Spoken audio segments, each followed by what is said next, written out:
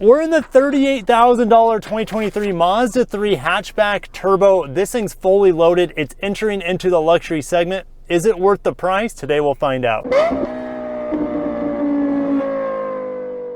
The reason why this vehicle costs so much is because of its powertrain, and this hood is so heavy. Last week I had the Corolla, the 2023 Corolla, and that was a heavy hood. This is probably twice the weight. Underneath here is a 2.5 liter Skyactiv G turbo, 250 horsepower and 320 pound-feet of torque. That's if you put 93 octane in here, but Mazda recommends 87. You'll get a little bit less horsepower, somewhere around 225, and you'll also get 310 pound-feet of torque. Still plenty quick. Now, the only way you can get this turbo setup is with a 6-speed automatic transmission, no manual, unless you get naturally aspirated front-wheel drive hatchback model. And this is only exclusively to the all-wheel drive system, which is great because you got a lot of torque to put down. Dropping the hood actually has a very satisfying click when you drop it. The front here is upgraded, so we have the additional appearance package on this turbo, and we have a front air dam. I love how everything's blacked out here. We also have the heartbeat signal turn signals, not only in the front and back, but also on the side mirrors as well. Coming to the side here, we have glossy black 18-inch wheels, and with the appearance package, that lower body kit also continues here on the side with a little fin in the back. And I love the hatchback's design. It's so unique. Very few hatchbacks on the market look as, I don't know, it looks a little eggish. Cass, what do you think of the hatchback? It does look like an egg now that you say I think you're more of a sedan person. I'm more of a sedan. You know, it reminds me of maybe like the speed racing cars, the way it's shaped in the back. Yeah, for sure. Things, you know. Well, yeah, we just got done watching Ford vs. Ferrari, so you're thinking of like these unique, smooth racing shapes. It's definitely more of an aggressive look to this thing. If you want more of the reserved nature, the sedan would be the way to go, which you can still get the turbo all-wheel drive and the sedan as well. The appearance package also comes with this additional wing back here on top of the lift gate, and on the back we have the all-wheel drive badge, the turbo badge. There's a lot of badges back here, actually 5 in total. And at the bottom, not only do you have dual exhaust, I don't know what that was, but it sounded good. But at the bottom we have the continuation of the lower rear fascia here for a more sporty look back here. Now we also have parking sensors on the front and back on this fully loaded model, which is great for a small car. You also have a 360 camera. So let's get into the hatch here. It's not automated, but you can lock it. So you can lock it from here, you just can't, you know, press it and walk away. We do have a tonneau cover, which is removable, and then we have a lot of cargo capacity in here. I think the big surprise here is that when we look underneath, not only do we have a spare tire, but you have the Bose subwoofer in here as well. Now, like any good hatchback, these rear seats will fold down, but we have kids in the back, so let's see how they fit in that back seat. And before I get in, it would have been nice if Mazda blacked out this window surround to give it a more blacked out look, but it is what it is. Now getting into the back seat here, I think we're greeted with a pretty outstanding quality materials on the back door here. You can get white leather if you go for the sedan. The hatchback can get red or black. Coming onto the inside here, lots of room for little kids. I don't think a rear-facing seat would fit really well. I mean, that passenger seat would really have to be pushed forward. You can see the sunroof back here, but there is no pano sunroof, and there's also no vents or USB-Cs. We do have an armrest that folds down to reveal a couple cup holders, but again, no additional storage back here, no USB-Cs, and no vents. And even though we have 3 seats back here, this large drivetrain hump is going to really restrict the already restricted legroom back here. When I sat back here, my knees were flush and pushing into the soft back of the seat. Surprisingly, I had a ton of headroom for such a small car. Closing the door. It sounds pretty good, maybe a little bit loose in this area, but the quality of materials on the front door just as good as the back door. Actually, they're a little bit better because you have this aluminum Bose grille up here. I think it looks good. I think it breaks up the materials in here quite well. Now, in terms of materials, not only do we have soft touch on the dash, it's super soft right here. It continues with Mazda's super soft armrest. Wherever you place your arm, your elbows just sink effortlessly into whether it's on the door or in the middle here. And also they have your knees covered, so we have a soft touch material surrounding the center console here, as well as the window controls on the door panel. Steering wheel also continues the theme of really high materials here. Even the headliner feels pretty premium in here. It's not suede, but it has a nice soft finish to it. Unfortunately, in the center console here, we do have a large amount of shiny black plastic that even with under 4,000 miles on this example, I'm seeing scratches and scuffs in here, and it's not going to age very well. The shifter is very substantial. I like where it's at. It's very natural for my hand to rest there, as well as the volume knob down here. Now we have the traditional rotary dial, which is in pretty much every single Mazda. I actually still don't like it after all these years.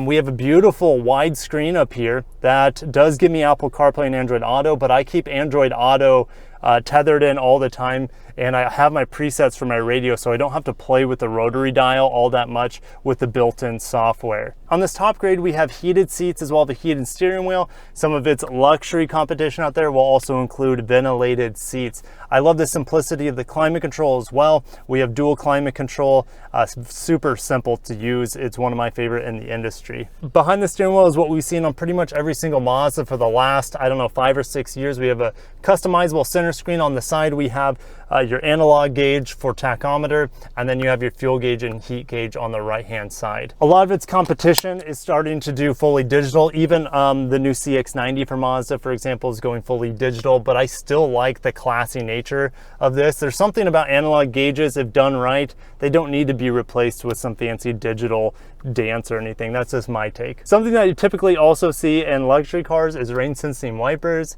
It's not rain season here yet in Florida, but those would come in handy in the summertime. Now, leaving the parking spot here, you can look at the 360 camera. I feel like overkill in a car that's this small that also has parking sensors, but when you're claiming luxury prices, you need to start throwing in a lot of features, and Mazda does here. So driving the Mazda 3 is an absolute pleasure. And I think largely I'm enjoying it more than when I first drove these vehicles back in Omaha, because in Omaha our roads are so bad, and it is a very firm suspension. You do feel a lot from the road, but with our smooth, pristine roads down here in South Florida, like, I think it's pretty smooth and comfortable for, you know, a non-luxury car, even though it has a torsion beam in the back, which isn't as sophisticated or is soft or is, I guess, forgiving as maybe a multi-link setup. We do have a little sport mode clicker down here, but I prefer not to be in it. It likes to keep in the kick down a gear more often than you need to.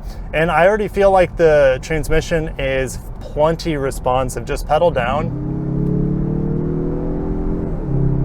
And it does short shift. It likes to shift around 5,500 RPM. And I was going a little bit uphill there, which is rare for Florida, so it wasn't as quick as I was doing it earlier. And I also have it fully loaded with people. So what's great about this engine is not necessarily its horsepower, which maxes out at 250. I think this right now with the fuel we have in it is at 227. It's just that it has great usable torque on a daily basis, and it sounds good too when you need it. Visibility in here is a bit limited. The windows are really small, and there is a pretty big blind spot behind the kids' car seats, I guess you could say. But we do have blind spot monitor here, and not only that, we have a head-up display that if somebody's in your blind spot, it'll show up on the head-up display as well as your mirror. So it's a great safety feature. That's cool. Yeah. The paddle shifters, even though it only has 6 gears, are super satisfying to play with. We don't have, even though like when you step down in gears, you would expect engine braking, I feel like I still have none of that going on. But it is so quiet unless like you're over 3,000 RPM. Fuel economy is around 20 miles per gallon here in town. I know it can get a little bit better than that, maybe 25 combined if you're lucky in this Mazda 3. I think you're just gonna have so much fun putting your foot down that you're not ever gonna see great fuel economy on this car. If you want, you can get the naturally aspirated engine, which gives you slightly better fuel economy, but you're gonna be missing out on this experience. It's just such an effortless acceleration. It's it's definitely a gentleman's like car. I wouldn't say like there's nothing boisterous or teenager about this. This is a very sophisticated entry-level vehicle. I say entry-level because the base car starts around $22,000, and Mazda's, with their powertrains and their amenities and their features and their materials, they're able to scale this car to $38,000. And I do believe it's worth every single penny. That's the crazy thing. Would I get this over the new Acura Integra A-Spec technology package with a 6-speed manual? I think it would be a coin flip. Maybe it depends on which is the best deal. If you need all-wheel drive, this is a no-brainer. If you don't want the hassle of shifting your own gears, this is a no-brainer over the Acura. But the Acura's ride, I would say, is a little bit better than this. Handling is a little bit more dialed in, and that 6-speed manual is just so much fun to play with. This car would smoke it in a race though, there's no question about that. Something that Acura has up its sleeve is about 40 miles per gallon when I was testing the 6-speed manual. And if you want to get an automatic transmission and you're considering maybe a souped up Mazda 3 like this guy, or you know, a top line Integra, don't get the CVT. This 6-speed automatic and this turbo engine is a gem. The cost of entry to the turbo is about $32,000, which is roughly $10,000 more than the base naturally aspirated option. The great thing about that base model, or should I say the non-turbo models, because there are lots of different grades with them, is that you get 5 more horsepower than you did last year. So you have 191 horsepower and an excellent 6-speed automatic and no CVT. So like, unless you need that hybrid efficiency from the Toyota lineup, or you want a 6-speed manual goodness from the Honda or Acura lineup, I feel like that base model, or should I say naturally aspirated model of the Mazda, is going to be very quick compared to its competition, and it's going to be one of the more fun cars to drive for the price as well. You can also get this hatchback in a manual transmission with the naturally aspirated engine. I wouldn't go that route. It costs about the same as a Civic Si, and I would take a Civic Si over a naturally aspirated 6-speed hatchback, if that makes sense. We're gonna get into the gas here. You ready? No?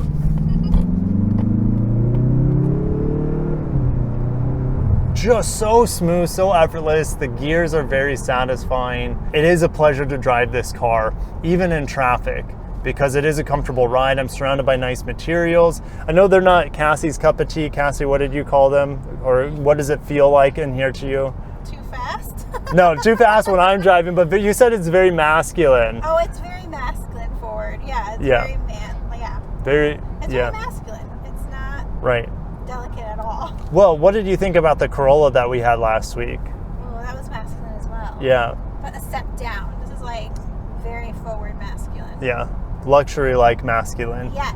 Yeah. Yeah, so it's way nice. It's nicer. It's definitely nicer, for sure. There's no comparison. This is nicer than, I don't know, some Lexus interiors that feel like. I really like the red seats. They're not ridiculously red. Even the dash is a nice like Cabernet. The LX 600, totally different type of car, but we had that a couple weeks ago. It also had a red interior. That was like a bright red with like way too much aluminum. I haven't once got blinded in this car, even though we have shiny bits around, so that's a good thing. We're not like surrounded by cheaper blindy materials, I guess. But I'm gonna end it there. I just love driving this car. I get to have it for a week. I've been driving my kids to school in it. It's just a great car. It's small, it's easy to maneuver. It has all the luxury features in here that I want. It has my Android Auto, even though it's not wireless. I still prefer to wire charge my devices when I'm in cars, even if they have wireless charger. This one has an optional, doesn't have the optional wireless charger, but you can get it for almost $300, which not worth it, especially when you don't have wireless Android Auto, in my opinion. But I'm gonna shut it down there. Mazda, I hope you don't change this car very much. Maybe offer a hybrid option to compete against the Corolla hybrid and the upcoming like Civic hybrid, but really this car is almost perfect from all the different packages you can get with the base engine, and then all the luxury you get up here in the Turbo Premium Plus model. Thank you guys for watching. If you didn't like the video, at least like it for Cassie, who's been filming me, and the kids that are snoozing in the back. So thank you guys. Have a great day. I'll see you in the comments, and peace out. We want to say bye-bye.